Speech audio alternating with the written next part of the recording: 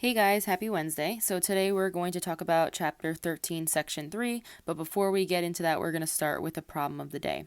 So sketch the angle theta equals negative 600 degrees, determine the cosine of theta and the sine of theta, and assume the radius is 1 unit. Anytime we're working with a unit circle, remember the radius is always 1 unit.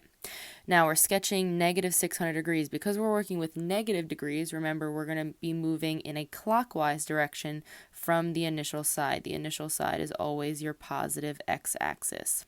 So from this side, we're rotating negative 600 degrees in a clockwise direction. And to make it a little bit easier for our degrees, our positive x-axis is always 0 degrees. Now, because we're working with negative, I'm going to go to the negative y-axis, and that's negative 90 degrees, negative 180 degrees, negative 270 degrees, negative 360 degrees, and so on. So from our initial side, we're going to start here. If we do a full rotation clockwise, that brings us to negative 360 degrees, but we're trying to get to negative 600. So we go another 180 degrees, and that brings us to negative 240. Then to get to 600, we have to go an extra 60 degrees from here. So our negative 600 degree angle is going to be right around here, and we're going to create a reference angle now to determine our missing side lengths. This reference angle, which is created with the x-axis, is 60 degrees. To figure out the cosine and sine, I need to figure out what this point is on my unit circle. To determine the x and the y values, we're going to create a right triangle using our reference angle and the x-axis and figure out our missing sides. So remember, if we have an angle that is 60 degrees, a reference angle that's 60 degrees, our x value, which is across from the 30 degree angle, is going to be 1/2. And our y value, which is across from the 60 degree angle, is going to be radical 3/2. So we write that as an ordered pair as 1/2 comma, radical 3/2. But don't forget, our signs changed based off of which quadrant we're in. We are in the second quadrant, which means we're on the negative x-axis. So x is actually going to be negative 1/2. So x is negative 1/2. Y is radical 3/2. That means the cosine of theta is going to be negative 1/2. And the sine of theta is going to be radical 3/2.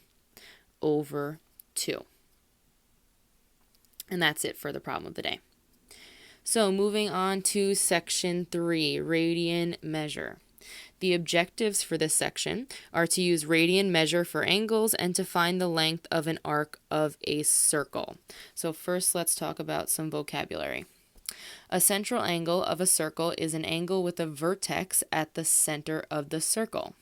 An intercepted arc is the portion of a circle with endpoints on the sides of a central angle and remaining points within the interior of the angle. So central angle, very straightforward. When the vertex is created by the center of the circle, that's a central angle.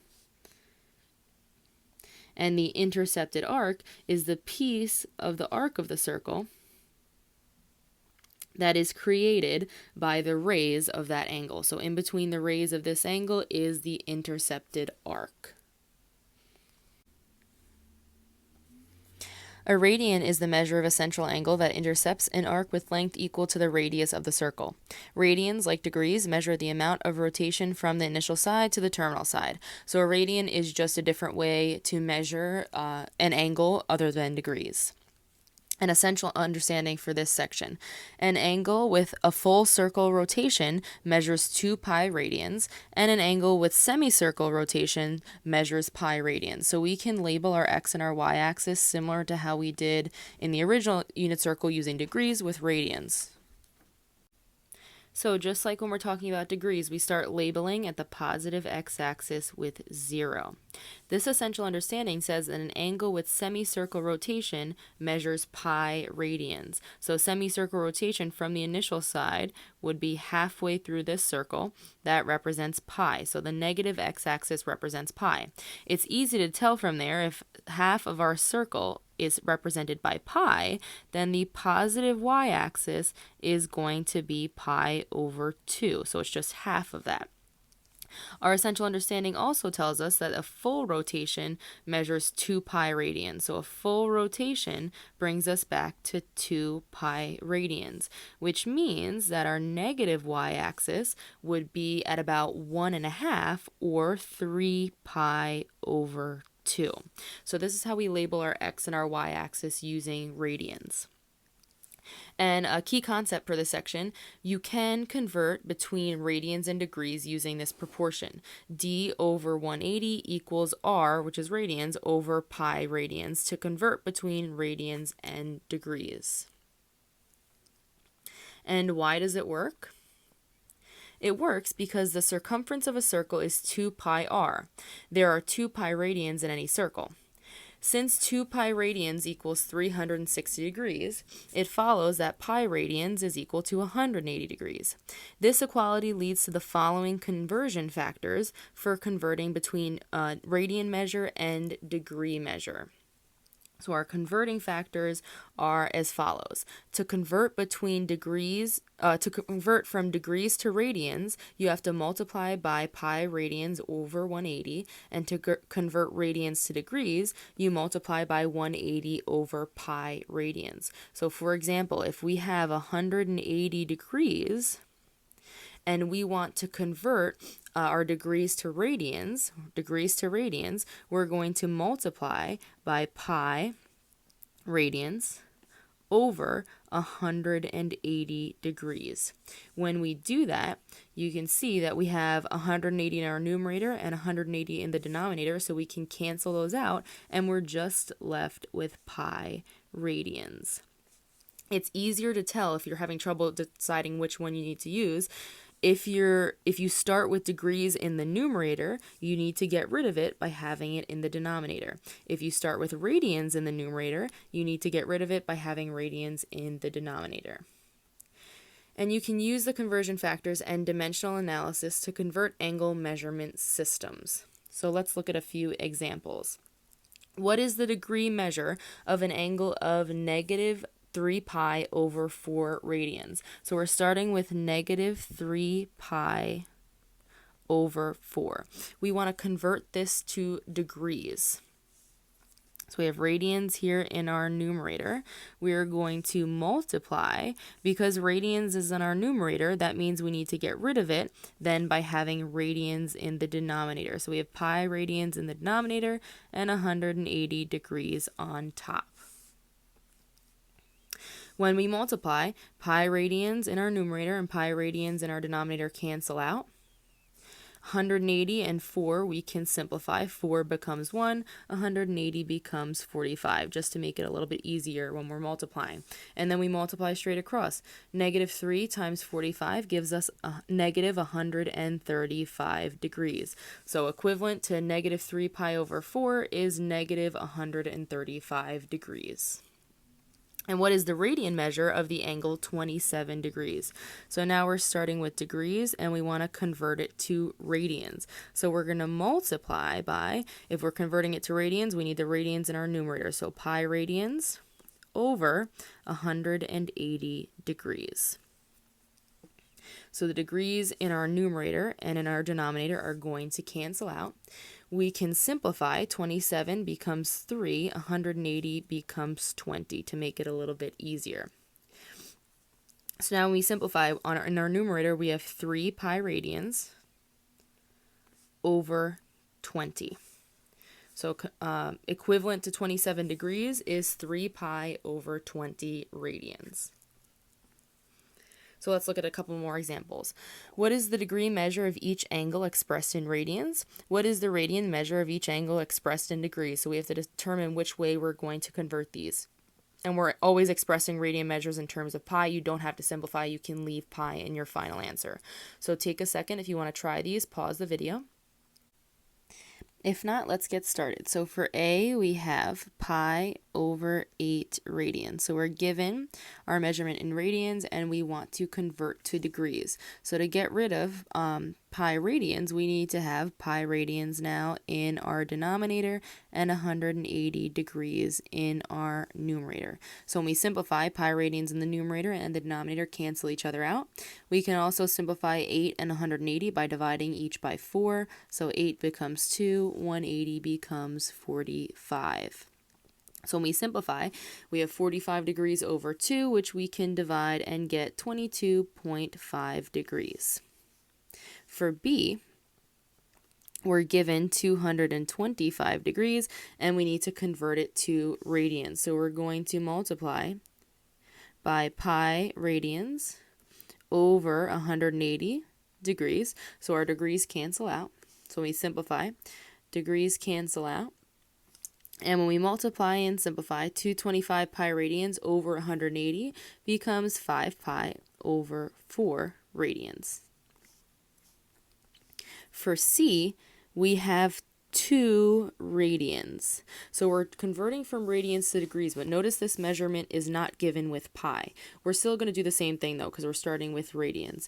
So when we multiply, we're going to multiply by 180 degrees over pi radians.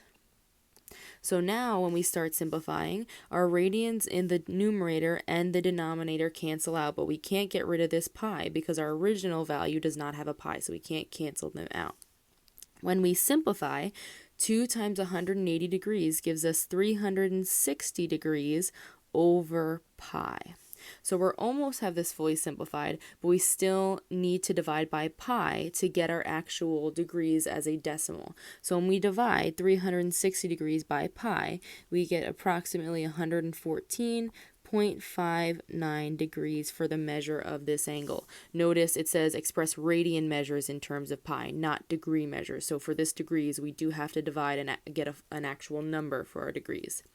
And for D, we have 175 degrees, and we're converting to radians. So we're going to multiply by pi radians over 180 degrees. In our numerator and denominator, degrees cancel out. We multiply and simplify. 175 pi radians over 180 becomes 35 pi over 36 radians. And now we've converted between our degrees and radians. We can also find cosine and sine of radian measures, just like we do with degrees. So looking at our first example, what are the exact values of cosine of pi over 4 radians and sine of pi over 4 radians? Notice at the bottom we have our unit circle with our axis is labeled in radians. So from our initial side, which is the positive x-axis, to the positive y-axis, that's pi over 2 radians, which means that pi over 4 radians is going to be directly in between or halfway through our first quadrant. The angle that we use to represent pi over 4 radians is 45 degrees, so it's directly in between our first quadrant, or it's a quarter of the way through our straight angle, and a quarter of 180 degrees is 45 degrees. So we know that this point on our unit circle is at radical 2 over 2, comma, radical 2 over 2, using our rules for special right triangles. So the cosine of pi over 4 radians is going to be the same as the cosine of 45 degrees, which is radical 2 over 2. Same thing for the sine of pi over 4 radians. It's radical 2 over 2. Everything is positive because we are in the first quadrant. Another example, what are the exact values of cosine 7 pi over 6 radians and the sine of 7 pi over 6 radians? So if we think about 7 pi over 6, that is 7 pi over 6, it represents a little bit more than pi. So we know for this angle, we're going half a rotation or a semicircle to take us to pi, and then we still have a little bit left over. So if we go this pi rotation, that means we're still left with pi over 6 as a rotation. We can convert pi over 6 to degrees. So to do that, we're going to multiply by 180 degrees over pi radians. So our numerator pi and our denominator pi cancel out, and when we simplify 180 degrees divided by 6, that gives us 30 additional degrees. So our reference angle for 7 pi over 6 with the x-axis is going to be 30 degrees. So this point on our unit circle, if our reference angle is 30 degrees, is going to be at negative radical 3 over 2, comma, negative 1/2. And both of these values are negative because we're in the third quadrant. So cosine of 7 pi over 6 radians is negative radical 3 over 2, and sine of 7 pi over 6 radians is negative 1/2. Now, every time you're finding one of these values, you're not going to have to convert because we are going to fill out the entire unit circle and it follows a pattern which makes it a little bit easier to figure out. If you know the radius of the measure in radians of a central angle, then you can find the length of the intercepted arc. And before we look at examples on that, we're going to look at our entire filled in unit circle. So here's our unit circle filled in with our degrees and our radians, along with all of the points that we figured out on Monday using our special right triangles. And you'll notice on the unit circle, it's very easy to locate our 45-degree angles and our 30-degree angles because from the initial side, which is 0, to find 45 degrees, we just add 45 each time. So we add 45 to get halfway through our first quadrant, add 45 to get to our positive y-axis, add 45 to get halfway through the second quadrant, add 45 to get to 180 degrees, and so on. Same thing when we're talking about our 30-degree or our 60-degree angles. We start at the initial side, which is 0, and then we add 30 degrees, add 30 degrees to get to 60, add 30 degrees to get to 90, to 120, to 150, to 180, and so on. It's a little bit trickier when we're talking about radians, but they follow a similar pattern. So for radians, we're not going to have to convert every time. We can just remember this pattern. So we're always starting with our initial side. First, we'll talk about all of our 45-degree angles. So if our semicircle is represented by pi, or half of our circle is pi, we know that the positive y-axis is pi over 2.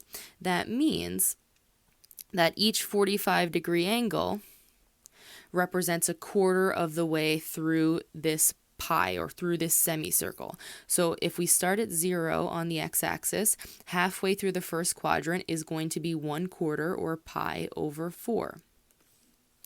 Halfway through the entire semicircle is going to be pi over 2 or just 1/2. If we go another 45 degrees, that's 3/4 of the way through the semicircle or 3 pi over 4. And a full rotation is going to be 4 pi over 4, which reduces to pi. If we keep going in the third quadrant, that's going to be 5 pi over 4. The negative y-axis is going to be 6 pi over 4, which reduces to 3 pi over 2. And halfway through the fourth quadrant is 7 pi over 4. Then we get back to the x-axis. It is 2 pi. So you're just adding a quarter every time you go an extra 45 degrees. For our 30, 60, 90 degrees, 30 degrees, we start at pi over 6, and we're following the same pattern. Go another 30 degrees, and we're adding a pi over 6 to this rotation. So it's going to be 2 pi over 6, which reduces to pi over 3. The positive y-axis is going to be 3 pi over 6, which reduces to pi over 2. Another 30 degrees is 4 pi over 6, which reduces to 2 pi over 3. Another 30 degrees is 5 pi over 6, which we can't reduce. Then we get halfway through our circle, which is 6 pi over 6, which reduces to pi. Another 30 degrees is 7 pi over 6, and so on. 8 pi over 6 reduces to 4 pi over 3. 9 pi over 6 reduces to 3 pi over 2. 10 pi over 6 is 5 pi over 3. And 11 pi over 6 is the final one before we get to 12 pi over 6 or 2 pi. So when you're going 45 degrees, you're adding a quarter or pi over 4 to your measurement. If you're going 30 degrees, you're adding pi over 6 to your original measurement. So you don't have to convert all of these angles. If you can remember these tricks or these patterns, you can fill in the entire unit circle without having to do any conversions. So let's talk about the length of an intercepted arc. For a circle of radius r and a central angle of measure theta in radians, the length s of the intercepted arc is s equals r times theta, so radius times theta. So let's look at an example of finding the length of an arc. Use the given circle. What is the length of s to the nearest tenth? So s is this piece of our arc in red here. And we know from the last slide that our equation to find the length of an arc is s equals theta times r, or theta times the radius. The radius of this circle we're given is 3 inches, and theta, or the central angle of the arc that we're looking for, is 5 pi over 6. So we're going to plug in to solve. So s equals theta is 5 pi over 6 times the radius, which is 3. We can simplify here. 3 becomes 1 and 6 becomes 2. So when we solve, s is equal to 5 pi over 2 inches because we're given our units. And then if we simplify further and plug this into our calculator, we have approximately 7.85 inches. So that intercepted arc is going to be approximately 7.85 inches. We can go further and find the length of B, which is another intercepted arc of this circle. So now we're going to do the same thing, use the same equation. The radius does not change. It's still 3 inches for this circle, but our theta does change. The central angle does change. So when we try to find B, we're going to plug in 2 pi over 3, which is our theta, times 3, which is the radius. We simplify, we can cancel out 3 and 3 in our numerator and denominator, and we're left with 2 pi inches, which is approximately 6.28 inches. So to find the length of an intercepted arc, all you need is the measure of the central angle and your radius. And the last example for this section, we're going to do a bit of a word problem. So we have a weather satellite in a circular orbit around Earth completes one orbit every 2 hours. So one complete orbit every 2 hours. How far does the satellite travel in 1 hour? So half of one complete orbit is going to give us a theta of 180 degrees because we know that one full orbit would be a full 360 degrees. But remember, when we're talking about the length of an arc, we need to have our theta in radians. So quickly, we're going to convert 180 degrees to radians, which is theta equals pi radians. So now we almost have all the information we need to plug in. We just need to figure out the radius. But we're not figuring out the radius of the Earth. We're figuring out the radius from the center of the Earth to all the way to our satellite. So there's some additional kilometers in there. Don't forget about those. So when we plug in for s equals theta in radians times r, s is going to equal pi, which is our radius, which is our theta, times the radius of the Earth is 6,400 kilometers, plus from the edge of the Earth to our satellite is an additional 2,600 kilometers. So for our radius, we have to add those two values together. When we add those, we get s equals pi times 9,000 kilometers. I'm going to add my units at the end here. When we simplify, plug into your calculators and simplify, you get s is approximately 28,274.3 kilometers. So in 1 hour, the satellite is going to travel approximately 28,274.3 kilometers around that orbit. And that's it for section 3. Your homework is posted to Google Classroom. If you have any questions, please feel free to reach out to me as always. Good luck.